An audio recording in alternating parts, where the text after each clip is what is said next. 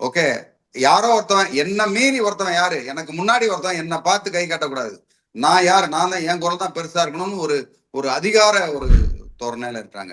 என்னை பொறுத்த வரைக்கும் எந்த ஒரு கட்சி தலைவரும் யாரும் இந்த மாதிரி தான் தான் வந்து வானலாவிய அதிகாரம் பொருந்திய ஒரு ஆளு, நான் பெரிய ஆளு அப்படின்னு நான் அது நடந்துக்கிறதுன்றது வந்து என்னை பொறுத்த வரைக்கும் மாபெரும் தப்புங்க அது.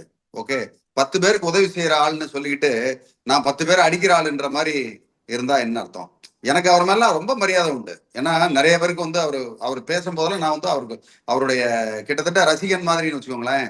நான் அவர் அவர் அவ்வளவு நல்லா பேசுவார், அவ்வளவு அருமையா பேசுவார். ஆனா பேச்சுக்கும் செயலுக்கும் சம்பந்தமே இல்லையே. இப்ப இப்ப சமீப காலமா தான் ரொம்ப இவனை 2 தட்டு தட்டு, அதை போய் பண்ணு, அதை செய், இதை பண்ணுன்னு ரொம்ப தவறான வழிகாட்டுதல் மாதிரி எனக்கு தோணுது. அதனாலதான் வந்து நான் போன தடவை நான் அப்படி சொன்னேன்.